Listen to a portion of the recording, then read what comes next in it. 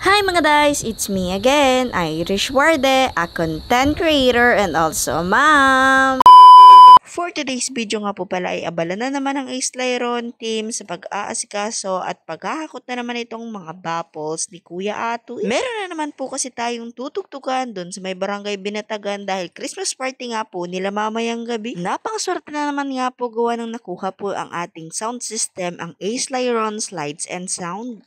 Uy, ang dami talagang mga S nun be. Pero bago nga po pala kami at bago nga po pala sila dyan umalis ay nagchibog muna po sila para naman talaga may laman ang kanilang mga chan. Syempre, bago nga po pala trabaho ay kain muna para naman talaga iiwas himatay sa trabaho. Sabay-sabay na nga rin po pala kami dyan kumain para sabay-sabay din talaga yung paghugas ko. Nagsabay na nga rin po pala kami dito ni Papa kumain. Tapos ayan, binigyan ko nga po pala siya dyan ng manok. Tapos hindi nga po pala niya nakain gawa ng hindi nga po pala kaya ng ngipin niya. Kaya naman ayan, binalik na naman nga ulit sa akin yung manok na yan. Pinas forward ko na nga po ito gawa ng baka na naman anong oras akong matapos nitong kumain. Pagkatapos nga po pala namin kumain ay ayan, nakaalis na nga rin po pala yung mga maghahakot ng lights and sound. Tapos kami naman po ay naiwan dito at kami nga po pala nila Kuya Son ay nag-ayos na nga po pala nitong aming maglalaroan sa Christmas party ngayong 25. Pinaputol nga po muna namin yung trapal dyan gawa ng may paglalagyan nga po pala yung kaputol doon nga po pala sa may labahan. Doon nga po kasi magluluto yung aming cooker na si Kuya Gigi. Habang nga po pala sila ay nag-aasikaso doon sa labas at ako naman ay inaasikaso ko yung mga basura dito sa loob gawa ng tinatawag na nga talaga ako. Sinakaw ko nga po muna yan gawa ng iista ko nga po muna yan dyan sa may tangkal gawa ng hindi pa nga po ito masusunog at maulan ngayon. Kaya naman itatabi ko muna tapos pag mainit na ay saka ko na lang papasunog sa aking live-in partner. Natapos na nga rin po pala ako dyan ay pinabutno ko na po yan dun sa aking live-in partner at pinalagay ko po yan dun sa may banlat. Pagpunta ko nga po pala dito sa labas ay ayan ang pagtripan na naman ni Kuya Sun si Papa kaya ayan tatalian talaga yan sa paa.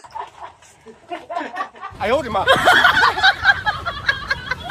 Naku, talaga naman itong si Kuya Wilson ay napagtirpan pa talaga itong papa namin. And then back to the video na nga po pala. Ayan na nga po pala yung pinutol dun kanina sa kabila. Tapos dito nga po pala namin ito nilagay para nga dito nga po pala gluluto nga po si Kuya Giging. Kanina nga po pala ay pumunta ako sa Bulo gamit po yung genda nila Ate Mara. Tapos sabi ko nga po pala ay bibili ako ng macaroni. Kaso si Ate Chi nga po ay walang tindang macaroni kaya dun na lang po ako sa Bulo nagdiretso. Hindi naman talaga ay hindi ako napaglubatan nung genda nila ate kaya naman for the luto na naman nga ako ngayon gawa ng ito nga po pala talaga ay masarap ngayong tag-ulan. Ito nga rin po pala ang pagpapamerienda ko sa mga nagtatrabaho dito.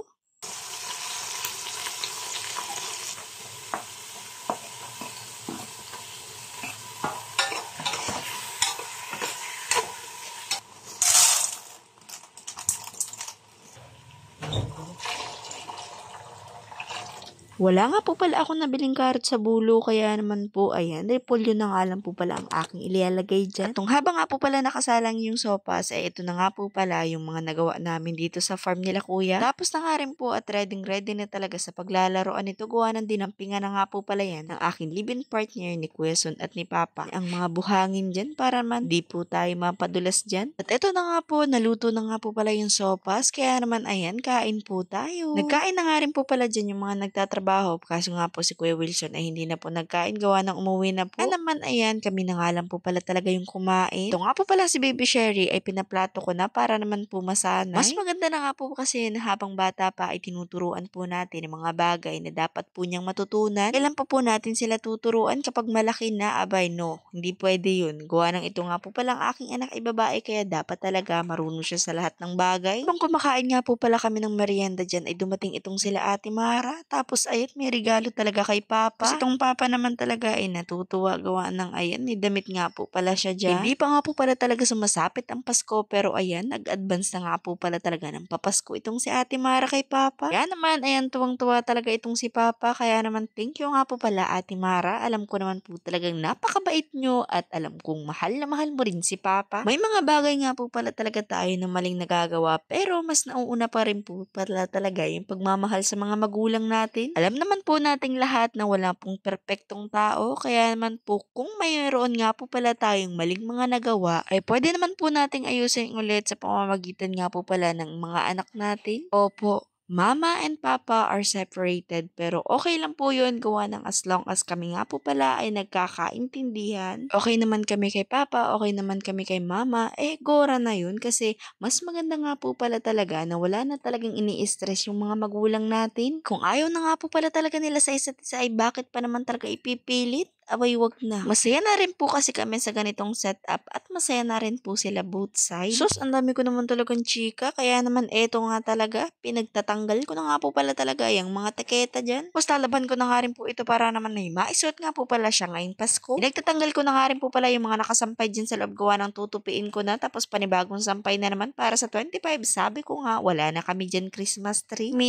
Parol pala, oy. Papaikot nga po pala ako dyan ng washing, tapos ito talagang partner ko, naiinis ako sa damit. Kung sabi ko nga sa kanya, gawin na namin itong trapong damit na ito, pero ayan, nagsusuot pa rin. Akala mo talaga, wala na siyang damit sa buong buhay niya. Kulang na lang talaga ay pumunta sa siya kalsada, tapos may dala-dala siyang cup, tapos manghihingi siya ng piso. Ano ko naman talaga itong live-in partner ko. Nakausap ko nga po pala siya dyan, gawa ng sabi ko nga talaga, ipaprank ko tong taong ito, kasi hindi ko nga talaga madunungan. Nakakainis naman talaga itong taong ito, gawa ng hindi ko nga talaga ito madunungan, hindi ko man lang talaga maprank-prank. Nakakainis nga din gawa ng yung camera nga po ay nakatutok sa kanya, tapos siya naman talaga ay kontak ng kontak sa ilong niya. Yan po talaga ang ugali niyan kapag nampipikon talaga yung taong yan. Kaya ayan, pikon na pikon talaga ako dyan.